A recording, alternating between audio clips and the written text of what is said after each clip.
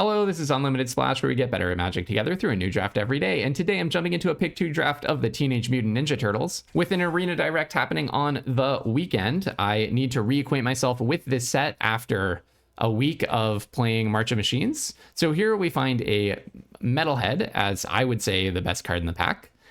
There's also Turtle Van, which I thought was incredibly strong in the early set. It turns out to be maybe not the absolute best card. It can sometimes fall a little bit flat. It is an artifact in the deck that cares about artifacts. These could both flexibly go in either the Is It deck or the Simic Mutagen Tokens deck. But I will also say at the same time, Manhole Missile might just be better than Turtle Van if I'm potentially going into the artifacts deck, and I would much rather have Metalhead in the Is It artifacts deck. So it's possible I'm supposed to just take the Manhole Missile here, but I think let's take the Turtle Van. It's a rare that I haven't played with that much. It would be nice to get a little bit more used to its play patterns. There was also the Anchovy and Banana Pizza, which is a totally sweet one, but I think I'm going to go with a Manhole Missile here.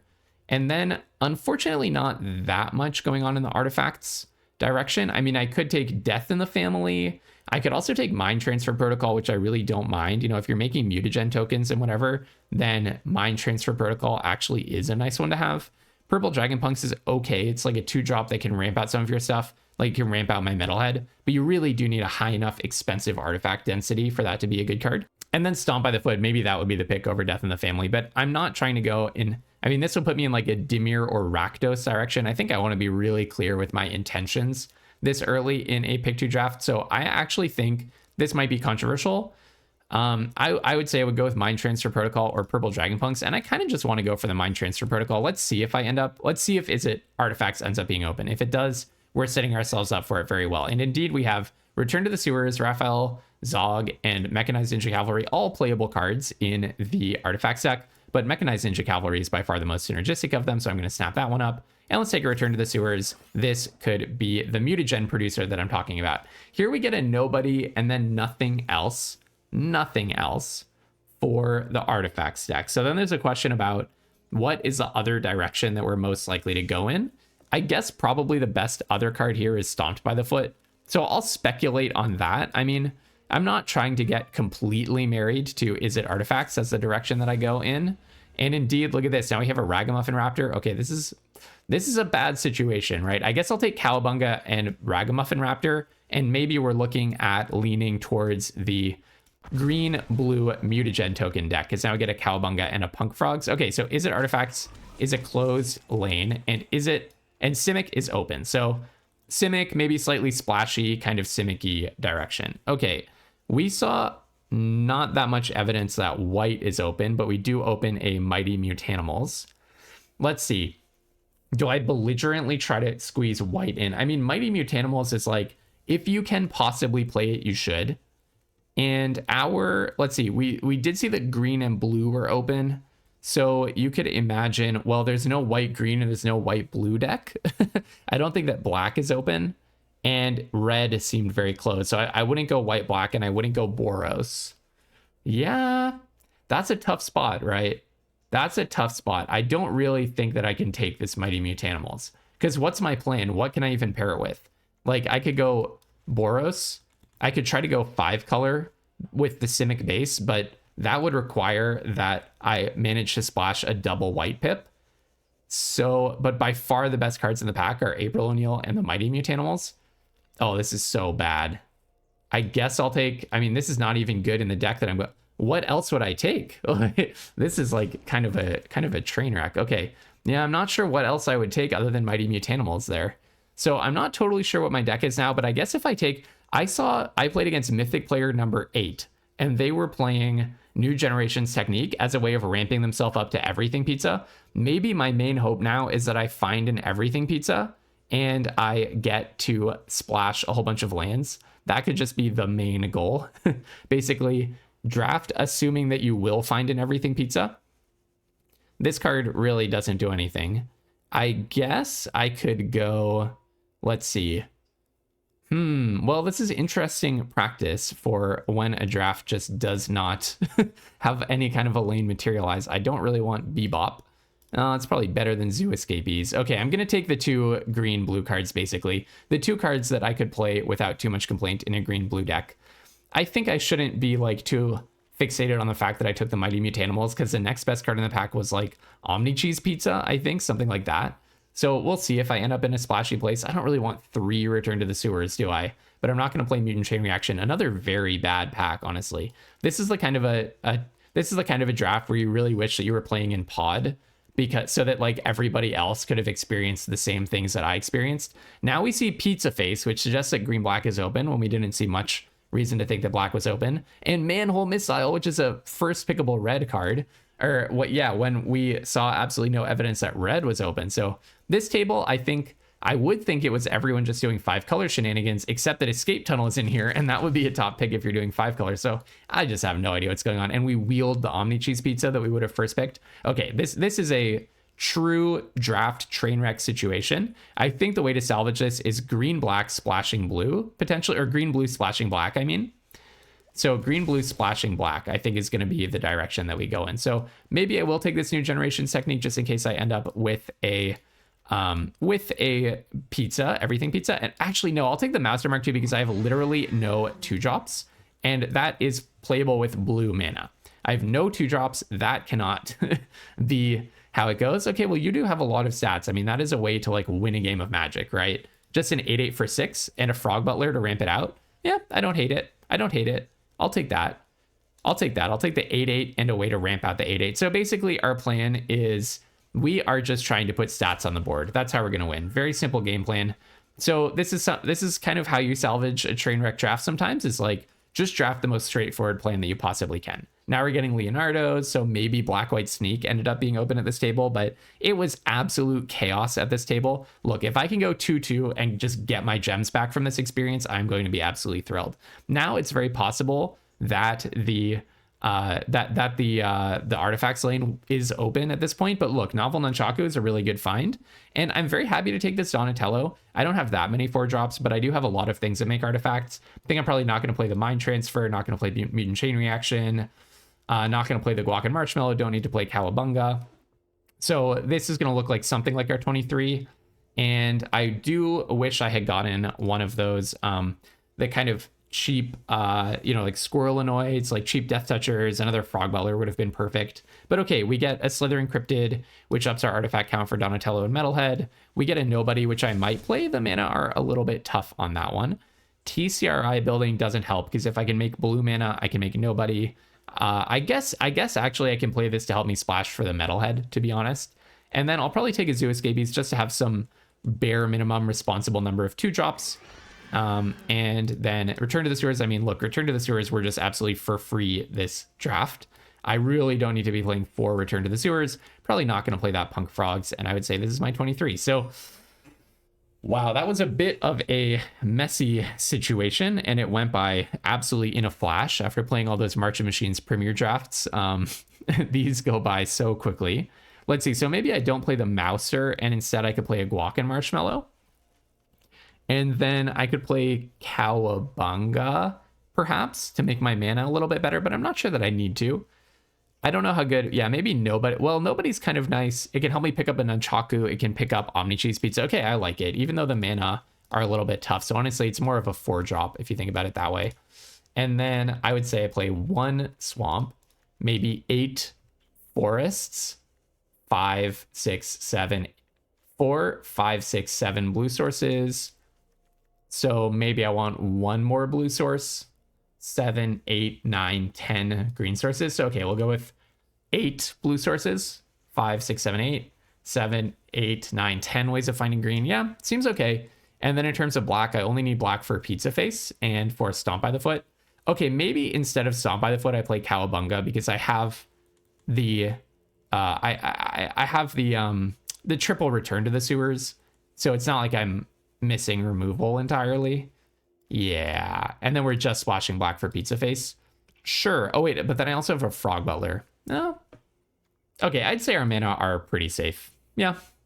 Okay, I mean, wow, tough draft. If I can get 2 wins, I'm going to be really happy. All right, this is a very keepable hand, thanks entirely to Frog Butler. I mean, I can see what my plan is, like put stats on the board and just attack, right? So the good thing about Bebop and Rocksteady plus Return to the Sewers is I can be sacrificing the mutagen tokens and get some attacks in. I essentially never want to be blocking with that guy. If they do kill my Frog Butler here, it's a complete disaster. A complete disaster. Just don't kill it. Okay, phew. Thank goodness. Now I really do need to draw land. Oh my goodness. Are you serious? Yeah, I don't know why it feels like this happens to me a lot. I mean, I guess I'll play the ice cream kit. No, I'll probably just have to do the more mana efficient thing. No, but I mean, you know, we are in a very, very bad situation here. Missing land drop number 2, and they play Agent Bishop. Okay, awesome. Awesome. That's so awesome. All right, on to the next one. I'm not winning against Agent Bishop. I don't have a removal spell for it. If I could bounce it, then it would be whatever, but that's not happening for us. All right, on to the next one. 0-1 with a bad deck. Fingers crossed that we can somehow get 2 wins. All right, maybe we'll have more luck in the 0-1 bracket. All right, I'm just gonna pop this escape tunnel. Let's go for an island, I think. It's just more important to my game plan. Even though it deprives us of a way of finding black. I mean, technically the Frog Butler could make black if need be. All right, down goes the Frog Butler. And then if I could draw a 2-drop, I would be able to double spell, but I don't have that many 2-drops anyways. Paramecia Coloniax, okay. Yeah, that could be a little annoying. Okay, but you have nothing that you can get back right now. All right, so I'll just go ahead and play the Turtle Van. You know it, you love it. It's the Turtle Van. It's a good blocker, I guess. Would I block if they attacked? No. But it might just hold them back from attacking, right? Okay, they don't have counter mana. It seemed like they were thinking of attacking. All right, so I'm going to crew up my Turtle Van with my Butler because I can't play Ground Chuck anyways. All right, in with the Van. I assume it's going to get removed. Destroy target creature. Retro Mutation. Okay, so I could return to the Sewers if I want to. No, it goes on the top, so I don't want to. Okay, so I'll go ahead and just play Zoo Escapees. Well, I guess I'm glad that the Turtle Van... Oh, that's so funny. The creature enchantment falls off when it gets uncrewed. I didn't even think about that. My opponent so confidently played their Retro Mutation, they made me forget how that works. Okay, so don't hate that. Don't hate that. So next turn, I'll probably crew up the Turtle Van with the Zoo Escapees and attack, and then I will play the Ground Chuck and Dirtbag second main, and hopefully they use their Return to the Sewers or whatever on my Turtle Van so that Ground Chuck survives. Okay, pretty good, pretty good. Now, if they block and pump, I do have Return to the Sewers for that. All right, I am just going to slap this guy down. I mean, there is the green, there is counter mana there, and there is the green and black board wipe, but I think our plan is just... get in for damage. That is the plan. Get in for damage. Okay, so that guy comes down. Pass. My turn. Okay, I have a very simple plan here. What I'm going to do is I'm going to put the Nunchaku on the Zoo Escapees, fight down the Putrid Pals.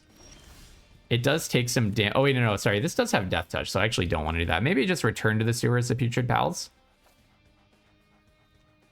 Yeah, maybe I just return to the Sewers of Putrid Pals. Oh yeah, I have infinite mana as well. That's kind of sweet. So return to the Sewers on Putrid Pals.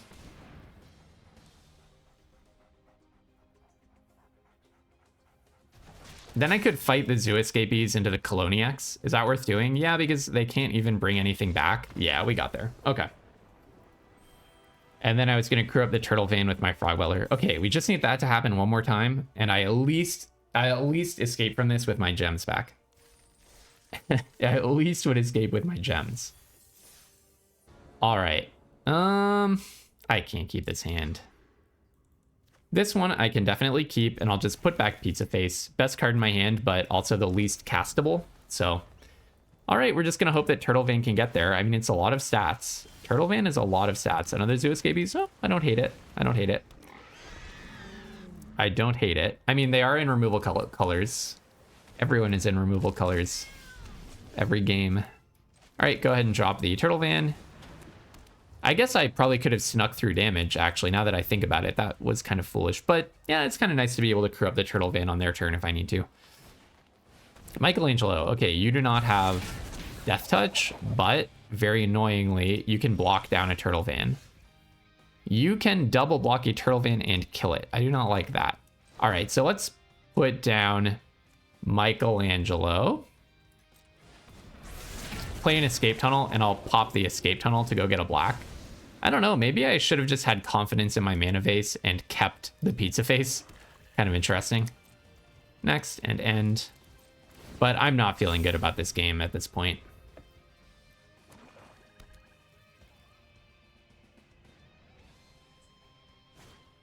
Lessons from life? Okay. You know, I mean, that's obviously a very powerful card. That's obviously a very powerful card.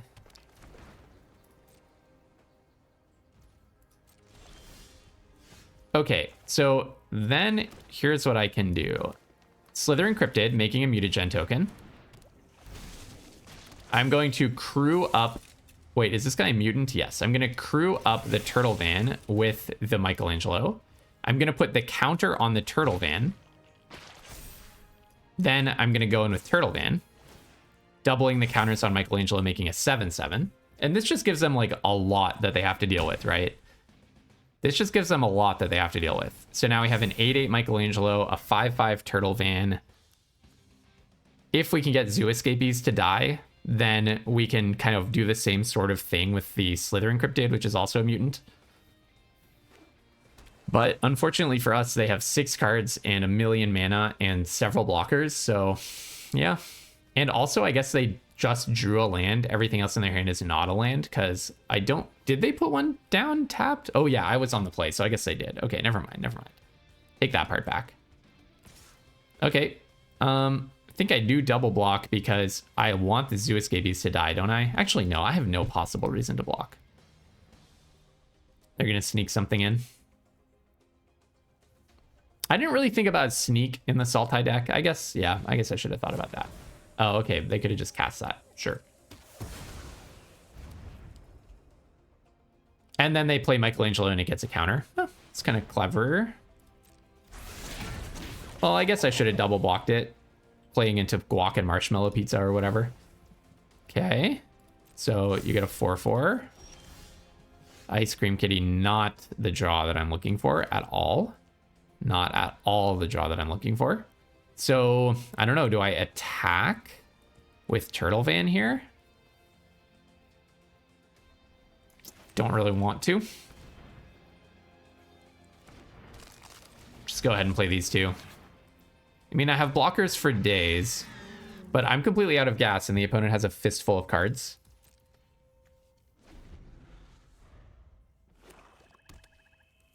Yeah, wow. Yeah. No, I'm completely toast. I don't know. I mean, my draft was just a disaster.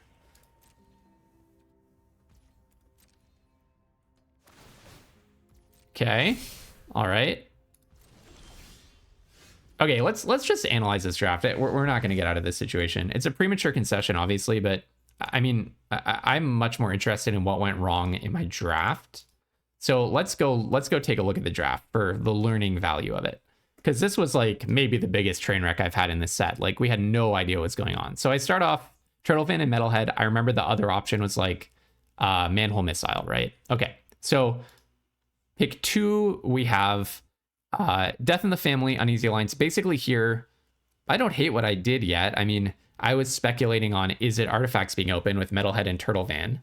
There's an Uneasy Alliance and a Stomp by the Foot as the other cards you might consider. Maybe you would take Death in the Family, maybe you would take the Boros card, whatever. But like, for me, I'd probably be on passive. Like the 2 cheap removal spells would be the other option. Okay.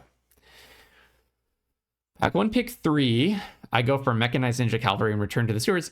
Looking at this pack, okay, I can see that someone didn't take a Simic land, whatever, but there's like a bunch of blue and red, and I'm already speculating on blue and red. I don't think this would be too controversial a pick. I mean, maybe you would take Raphael over the Ninja Cavalry or whatever, but I don't think this should be too controversial yet. So far, 2 people have passed us fine Boros stuff, or Is It stuff, I mean, but it's not like the best Is It stuff you ever saw.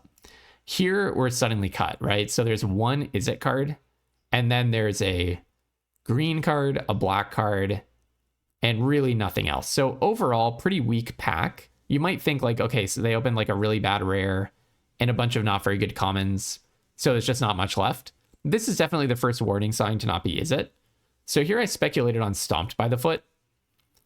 Maybe I should have speculated on Michelangelo? I don't know, maybe at this moment. Okay, maybe this would be the moment when you would say, okay, maybe Is It is not going to work out and I'll take Stomped and Michelangelo.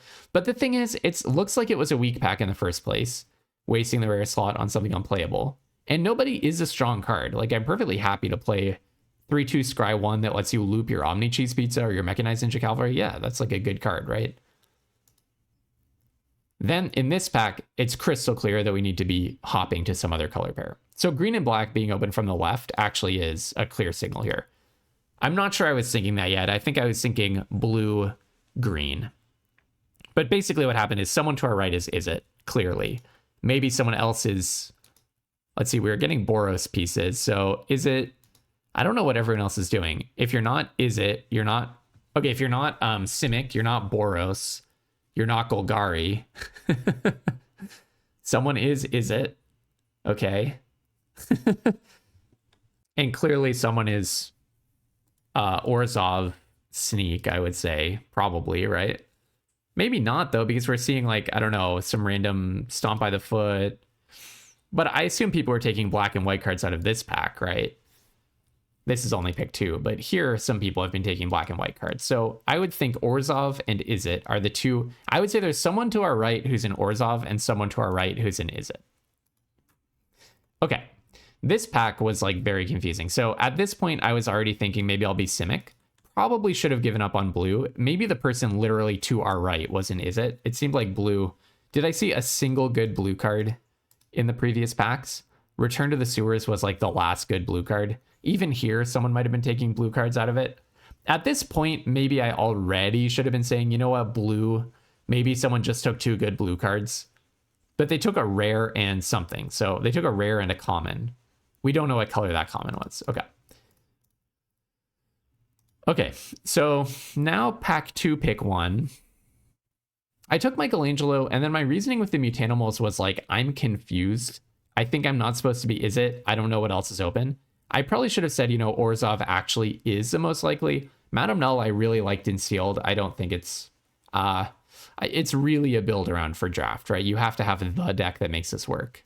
But I took Michelangelo and Mighty Mutanimals on the theory that, like, I kind of feel like I'm very confused about what I'm supposed to be. The 2 best cards in the pack by far are white cards. I was wise enough to know that I'm not in Izzet Artifacts, so I shouldn't take the 2 Izzet Artifacts cards.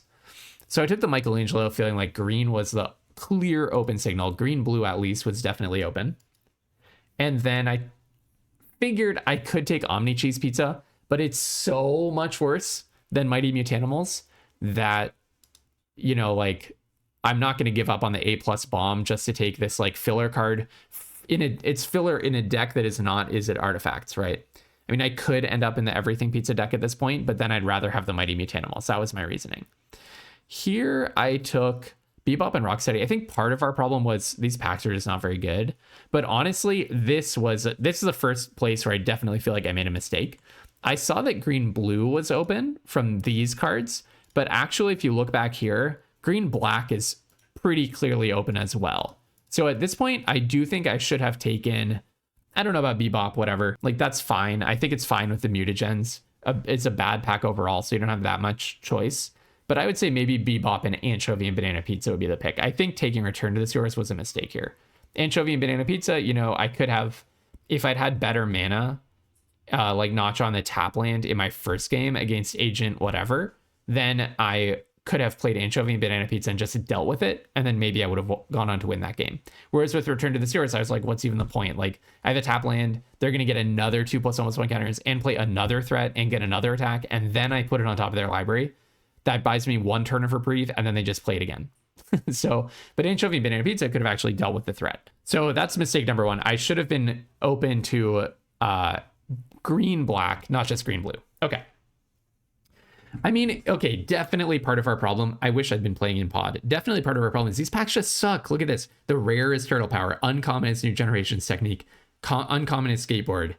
As I said, you know, New Generations Technique, I did see one of the top 10 players on the ladder right now play it against me to ramp into their Everything Pizza. But you need like 2-3 Everything Pizzas by the time that's justifying a New Generations Technique. Because this is only good if you already have the Everything Pizza and need to ramp up to it as soon as possible. I'm suspecting I was at a table with a Orzhov player, an Izzet player, and an Everything Pizza player. Although we did see a lot of dual lands, it's a little suspicious, but I think someone was getting splashy with it. Okay, so Here I took Return to the Swords and Michelangelo, but what was I supposed to do differently? Like, I'm not going to take Pain 101 just because Golgari's open. So I actually think, looking back at the specific picks, maybe I was kind of guaranteed to end up in Sultai, some kind of messy Sultai. But here, yeah, I think taking Squirrelinoids for the mana base, or taking Escape Tunnel for the mana base kind of makes sense. I would like to take Squirrelinoids, but what the heck is up with this Manhole Missile? What is it doing here? I remember at the time it confused me as well. Like, wasn't red cut? Isn't there an Is It player? I don't know. Like, there's only 3 other people at the table with you. Maybe one of them saw 2 amazing cards to their deck. Like, they opened, I don't know, Baxter and Metalhead in the same pack as this Manhole Missile. And then no one else wants the Manhole Missile because the Is It player has so clearly, like, put down a flag there. So it's totally possible. One stray card in the era of play boosters is not like the most shocking thing ever, but okay. But Pizza Face does demonstrate that green black was one of the open pairs, and Escape Tunnel suggests maybe 5-color splashy. Maybe we just had like one player in Izzet, one player in Orzhov, and one Chaos Agent who is just like also kind of trying to find their lane, just like me, and struggling. Okay, so then here I actually totally agree with these picks. I'd probably rather have that than any of these cards in green black. Here, I didn't end up playing the Master Mark II, but I had more Cowabungas than you can count. I mean, just like terrible cards left over at the end. Like all, like 90% of the cards from here onwards are horrible. Okay, here I took whatever, some green stats and said, okay, I just need a simple plan of putting green stats on the board. Suppose I had been more clearly green-black. There's still nothing. I guess I could have taken the Putrid Pals. Could be better than Ground Chuck, but I don't think so. It's not like I have a lot of, yeah, I don't have a lot of Disappear synergy, which isn't even really a thing. Yeah, I'd rather just have the 8/8 for 6 trample. That's just a strong card, I think. Here I could have taken a Rokusaki. Maybe a Rokusaki would have been better than Ice Cream Kitty, just a more aggressive card. Okay, if I had more clearly understood that I should be green-black. Blue is contributing basically nothing, so I could have just given up on blue. It would have been easier if I had the Anchovy and Banana Pizza over Return to the Sewers to conceptualize myself as being green-black. So then I would take Illegitimate Business into Rokusaki. And then Anchovy and Banana Pizza and Novel Nunchaku. That probably would have been a better deck. I probably shouldn't have taken this Donatello. Now I can see I was still in this mindset of I'm trying to make green-blue work. But between Pizza Face, Stomp by the Foot, if I had taken the other Anchovy, I would have had 2 Anchovy and Banana Pizzas. It would have been a marginally better deck. And then there's like no decisions left here, right? Every card is bad. I mean, I guess I could have taken Tunnel Rats. I took this to make my Metalhead splash better. Well, I mean, not a terrible idea, but I don't really want Tunnel Rats. Yeah, so maybe I would have done the exact same thing. Tough draft. I mean, I think we were at a pod with like really, we just had like the bad luck of starting out in a color pair that was completely taken. And we pivoted, but I had a lot of trouble finding the lane to pivot into. And I think that was partly a feature of we just opened pretty low power cards overall. Like it wasn't like they were passing around. If they passed around a Pizza Face pack 1, I would have known they were not in green black. But I think we just didn't open those really good like Signpost Uncommons or rares that no one was wanting to play. So very tough draft overall. The kind of a draft where you wish that you were playing in pod, because then you just get stomped by people who were playing in pods where more power was opened and they had a clearer lane. But, you know, on average in the long run, you benefit from sitting at good pods as often as you benefit from sitting at bad pods. So, yeah, okay. Really tough one. Definitely lost some gems. I consider myself lucky to have emerged with even 1 win with that deck, to be honest. So, yeah, well, tomorrow, hopefully a better draft. And you know what? This was a nice learning experience before the Arena Direct. This taught me more than just opening a bunch of incredibly powerful cards and going 4-0. So not the result you want, but you have to take your lessons where you can get them. Tomorrow, I will be back with another draft of the Turtles. And then the day after, I'm planning to play the Arena Direct. And the day after that, I'm planning to play the Arena Direct again. So do go ahead and follow along. We are 7 subscribers away from our subscriber goal of 115 subs, at which point I will do another live stream.